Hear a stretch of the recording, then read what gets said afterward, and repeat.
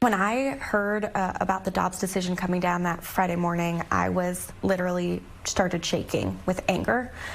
It was very visceral for me. It felt very personal. I started getting so many phone calls and text messages from my friends, my peers, my constituents who were all incredibly angry about this decision.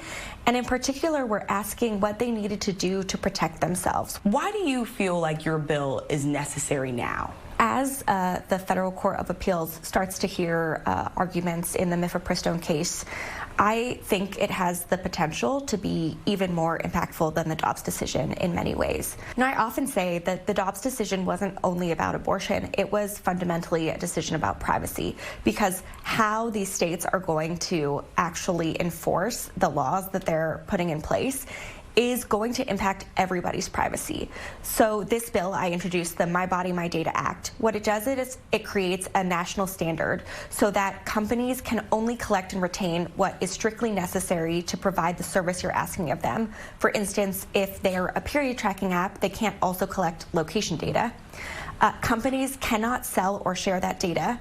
You can ask for it to be deleted at any time, and you have a right to sue if you believe your data is being misused.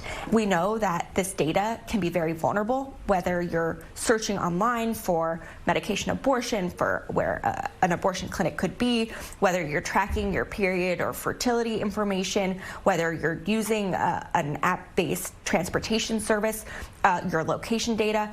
All of this is vulnerable right now, and we know that states are going to try and use this to prosecute people who are seeking abortions. This is such a hotly contested issue. What is your message to your colleagues across the aisle?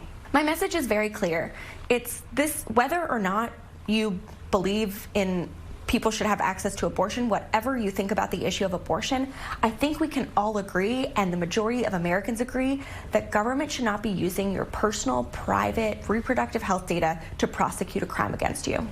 It is a hot topic, and Rachel Scott is with us right now. Always good to see you, my friend. See you. So how likely is it that Congresswoman Jacobs will get this bill passed, especially in a climate where Congress is so divided? Yeah, Congresswoman Jacobs would tell you that she knows that this is an uphill battle, right? She does have support among Democrats in the Senate, but there are a lot of Republicans on Capitol Hill that want to further restrict access to abortion. But she says this is less about abortion rights and more also about privacy concerns for all Americans. And she also says the conversations around this needs to change. It's not a secret here that a lot of members of Congress are older. She's in her early 30s. So she says that she's had to, quite frankly, just tell a lot of them that, yes, there are period tracking apps, and yes, women are using it, and yes, their privacy can now be at risk.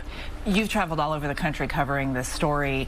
The abortion rules are different in every state. So what does this mean right now for the abortion pill? Yeah, so oral arguments are going to begin in this appeals court today. Right now, mifepristone does remain widely available. This is the pill used in more than half of abortions in the U.S., but that could change depending on this ruling. There's so much at stake here, and the landscape around abortion rights has changed significantly. We have seen more than a dozen states restrict access to abortion. The latest one was just late last night in North Carolina, moving forward with a ban on abortion at 12 weeks into a woman's pregnancy. And so much is on the line here in this ruling in particular.